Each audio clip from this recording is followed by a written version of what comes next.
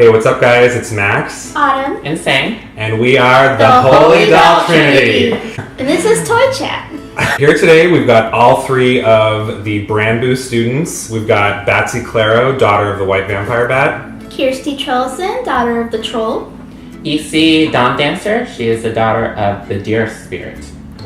And we're going to be reviewing all three of them. We've got inbox versions as well of both Isi and Kjersti. We do not have an inbox version of Batsy. I haven't picked her up yet, and neither has Autumn, but we might eventually get in there. But we are going to be showing you guys all three of them. We're going to be doing an in-depth review. We're going to be talking about things we like about them, things we wish they would have done differently, and we're going to be seeing them up close so you guys can check them out. Here in the middle, Autumn, lead the way. I'm just in the middle for sure. I am the natural leader. Yeah. Okay, clearly. So first off, we're gonna have Isi Dawndancer, and what do you guys think of her so far? Oh, you're talking to me. Or both of you? She is really gorgeous. She is, I've gone back and forth debating if she's my favorite one of the trio. I have a special love for Kjersti for my own reasons, but overall, I would say she is probably the highest quality doll out of this trio. Oh, by far. Honestly, she's probably the one everyone wants. She's the one they introduced at Comic-Con, I believe. Mm-hmm. She has gorgeous hair. That's my favorite part. She has like that nice, silky nefer hair. Her face is precious. She has what's honestly, in my opinion, probably one of the cutest Monster High faces there is. Super detailed mold. Just really, really endearing face. And the ears. Yeah. They took time with her face. I mean, it takes an extra step to like spray paint the white on her face. This isn't negative enough for me. I can't get into it. We start with the best one, that's why. It's actually one other thing too, is her clothing is actually nicer in person than you expect it to be. Like when I first saw the promo pictures of her, I wasn't entirely sure how I'd end up feeling about her clothes, but this is a really vibrant red, like when you see it in person, and there's like a jumpsuit underneath, so it's almost like a completely separate outfit. Yeah, it's very rare nowadays for Monster High to actually have multiple layers, so I'm very happy about that. I love the little skulls on her jumpsuit. Skullets. Yeah. I think the only thing I've kind of considered altering about her is, and this is kind of just a personal opinion kind of thing, I'm not usually that big on like the solid color accessories, and so I thought it would have been cool if there was like a little more color like on this Dreamcatcher accessory right here. But yeah, beyond that, it's just a really stunning doll. I have a little tidbit that I don't super enjoy about this doll is that her antlers aren't actually rooted into her head. That's true. If it's just a fancy little accessory, like I don't really know what the point is personally, but I don't know, like what does that mean to her that she's wearing it with the Dreamcatcher off the side?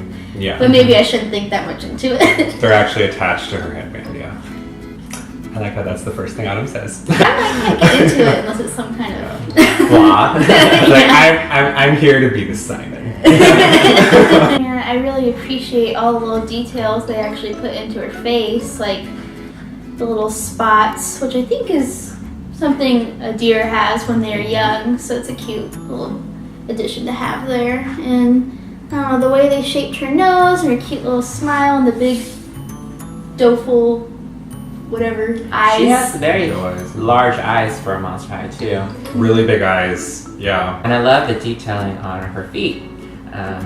This little hooves, right? It's really cute. Are these ears unique to Isi? I believe so. I don't think Gilda has them.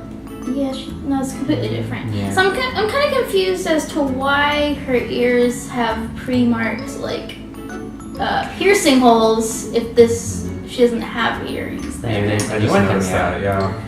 Oh, if there's more Isis, I'm down for that. that is interesting. There's that one ear's pierced, but there's no earring. That's another thing though about her not having her antlers rooted is like if they make another iteration of her, is it just gonna be? Is she always gonna have an antlers accessory, or is she gonna be without it? That's yeah. I just feel like that really is like a center point to her look, though. You know what I feel like it's gonna end up being like? It's probably gonna be like Viperine, where like the snakes are incorporated differently in every release. Up next, we have Kjersti Trollson, daughter of the Trolls, and what are you guys' first impressions of her? She's adorable. When the leak happened, I thought she was super cute. Very funny. She's a troll and a gamer. Must I thought they were really clever. Also, I noticed that her name seems super Swedish. I wonder if it's a nod to YouTuber PewDiePie or not. But Could be, yeah. Yeah, as a gamer myself, I really, really appreciated this release. We talked about how they've probably been waiting for a while to do a gamer troll character, and Kjersti is really adorable. She has pixelated eyes. She has a really interesting outfit. There's like this metallic pink dress on the outside, and then underneath there's like this really cool pixelation pattern, which also has a real kind of metallic look to it. So let's talk about the socks. So we all kind of have different feelings about her plastic socks. I like them. Yeah, but I like them. I mean, I get real socks is a thing of the past. Most I don't really do real socks anymore. I think if they did use real fabric, it would be too thin. You kind of lose that kind of like baggy effect. yeah, I wasn't really crazy about it when I first saw them. I was initially kind of thinking like, I wish they'd used cloth for the socks, but I do agree. It helps, it helps maintain their shape a little bit more, and it, in some ways, the more I think about it, it kind of polishes off in general kind of the more like shiny metallic look she has going to begin with. So I might be okay with the fact that she's got the plastic One socks. thing though, it's actually one piece, unlike Claudine, the Ghost Sports one, it's actually one piece on her, unfortunately. Yeah, the shoes and socks are together. I think they look good because they match your hat. That's true. So that works. If anything, what I don't like is the little controllers on the front of her shoes. I mean, yeah, it's like on theme, but I feel like it's kind of lazy to just copy paste. One thing that is a little odd is her hair color. The purple in her hair is very similar to her skin tone, which I love her skin tone, but in her promotional artwork, she has a little bit of redder color, which I think would have worked better with the doll, so it doesn't blend into with their hair too much. Something kind of interesting too is kind of going back to the socks is I also kind of went back and forth when it's like, it's like I do definitely agree it helps retain the shape, but then I was also thinking it's like how cute would it have been though if it were literally like a knitted cap looking kind of. That would have been really cute. Yeah. That would have been very cute. That would have been kind of, I know in general. It would have been hard to incorporate the horns, I guess. That would hold it in place though. That would hold it in place. With Howling's cap from 13 Wishes. Yeah, it would be cool if Kjersti's horns were really in her head. One of the cool things, speaking of horns, she does have, I think, the largest monster eye ears ever. We all love her ears. Yeah, they're super cute. They're very large, almost like bat-like, I want to say. Yeah, I like that they incorporated that, like actual troll element. That was really cool. So, is she a must buy or not? Oh, definitely. I think so. I think she's unique and yet still has that kind of like really classic Monster High cuteness. So it's definitely yes. Finally, we've got Batsy Claro, daughter of a white vampire bat. She's very green. She's extremely green. She's very green. I, for the time being, have skipped this one. I'm probably eventually going to get her. Of this trio, she's definitely my least favorite. She's very cute in person. She's actually very cute in person. She has, a really sweet face. She has really almost like cream-colored, kind of pinkish skin. Yeah, one of the things I did notice and mention on Instagram, she has sparkly skin. She has kind of like that New York Dracula sparkly skin. And she's pink, not white as we thought she was. She has a very unique face. She has a very bat-like nose. I think that's really cute. Yeah, it is a cute face, but it's almost, in some ways, it's almost like a mousy kind of face. Which in some ways, though, I guess that's technically more accurate to like a real life bat face. Her hair, I feel like both the way it's highlighted and the way it's curled, it's really, really similar to Viperine's. So it's got kind of that, like those wavy curls to it with the, it's like mainly that platinum blonde with the highlight. In this case, it's like a lime green. She has unique ears as well. She kind of has those like short little bat ears. Cute. I wish there was more of a variety of color on her.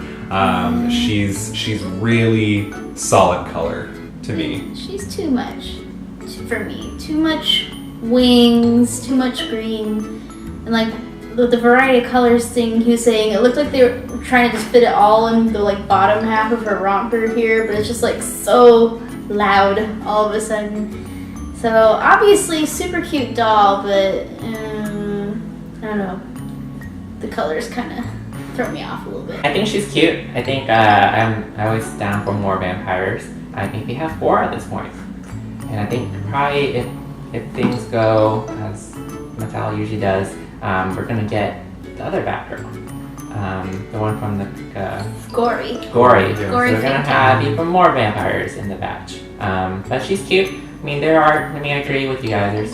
She's a little too much, but I do like her outfit as a whole. Her wings, in my opinions, are really weirdly made.